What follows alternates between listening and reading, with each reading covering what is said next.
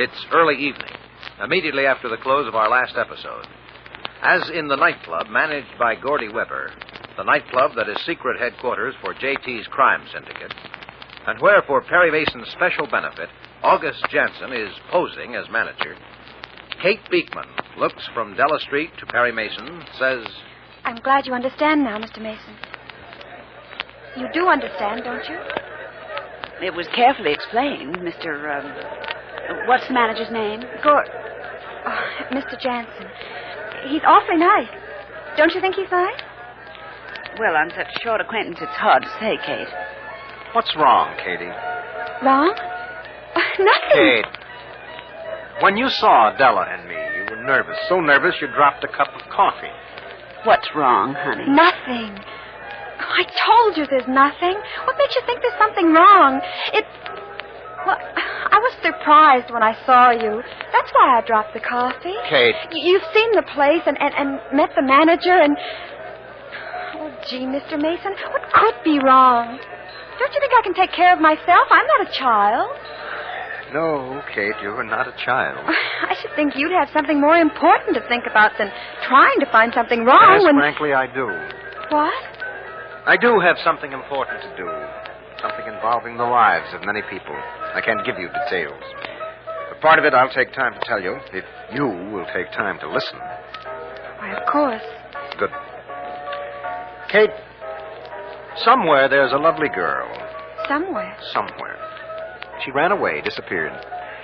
She left a nice home and a loving mother. She left wealth and ease. Not because she's stupid or unbalanced. Because she made a mistake. You're looking for her? Yes. And so are the police. She's a nice girl. Pretty. Clever. She's 19. My age? Yes, she's a lot like you, Kate. She thought she could take care of herself in any situation.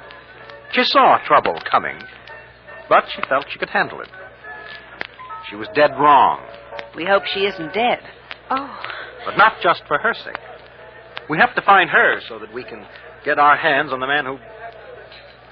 Well, that's beside the point. What are you telling me, Mr. Mason? That something is frightening you or bothering you, Kate. I'm offering you my help now. You want to tell me? I've nothing to tell. Kate. Perry, the waiter's bringing you a telephone. Message for you, Mr. Mason. Oh, you have the connection? Yes, sir. Thank you. Hello? Oh, yes, hello, Paul. Yeah. Okay. All right, let's have it. But don't use any names. Mm-hmm. Yes. Did you find her? Relative.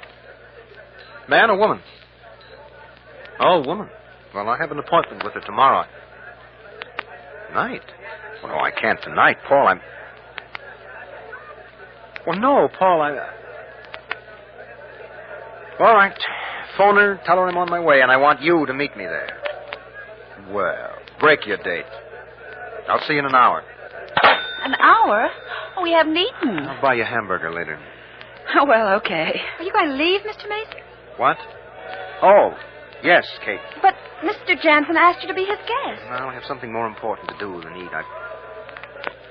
Look, Kate, I'll ask you once more. Is there something you want to tell me? No, Mr. Mason. All right, that's up to you. Oh, waiter. But I'd like to Well, explain... there's nothing to explain, Kate. I thought you needed help. You say you don't. Either I'm wrong, or you don't want to tell me. It's up to you. No? Very well. Well, I'll call the waiter for you. Goodbye, Mr. Mason. Goodbye, Miss Street. Good night, Kate. Good night, Kate. Oh, Stephen, will you go to Mr. Mason's table? What's happened, Perry? Oh, Suzanne Barkley's mother wants to see me. Oh? Oh, waiter, cancel our order, please. Now it's a moment later. As in the office of the manager, Gordy Weber hears... Mr. Jansen? Katie. Mr. Weber, is Mr. Jansen... Yeah, come in, Katie. You talked to Mr. Mason? Yes. Well? Nothing. He's gone. Huh? He had to leave on business. Have you seen Mr. Jansen? Yeah, well, he was just here. What do you want him for? To thank him. He He covered my lie to Mr. Mason. Yeah, but on my orders, Kate. Don't forget that. I told him what to do. Oh. Sure. I knew it'd make trouble if Mason found out I run the club. So I told Gus to introduce himself as the manager. It was all my idea. First to last. Yes, Mr. Weber. And a good idea, if I say so myself. Of course, if a guy don't blow his own horn, nobody else is going to blow it for him. Right? Yes, Mr. Weber. If you see Mr. Jansen... Well, Gus only did what I told him. So you can thank me for anything. Kate.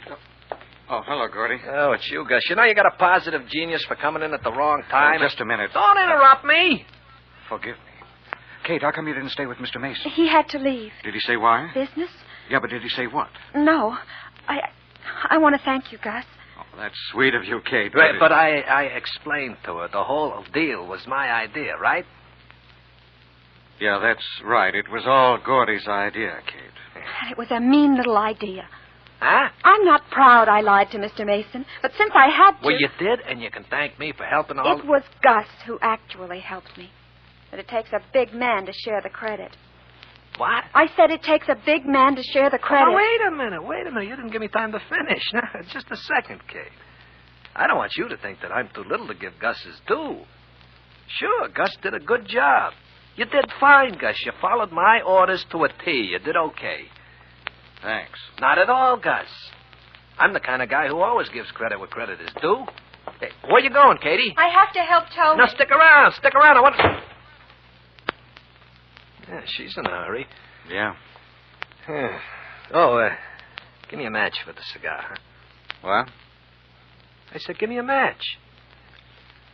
Okay, Gordy. I'll even light it for you. No, hold her a second. I want a good light.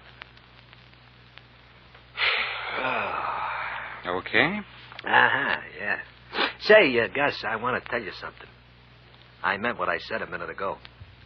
Oh, what's that, Gordy? When I said you did a good job. You handled Mason okay. I'm not saying you did as well or better than I could have. But you did okay. And I'm glad to see you get wise. What did you say, Gordy? I'm glad to see you wise up. Hand me that ashtray, will you? Here you are, Gordy. Yeah. Now, here's what I mean. When you found out that Mason was here tonight, you didn't have to warn me. And you didn't have to do everything you could to help me. Now, I'm not saying I couldn't have handled it by myself. I could have handled it. But the point is, you helped. And that means you finally know which side your bread's buttered on. Your side, Gordy? Yeah. And I'm going to remember you didn't try to stab me in the back. Oh, I'll get that. Yeah? Now? Oh.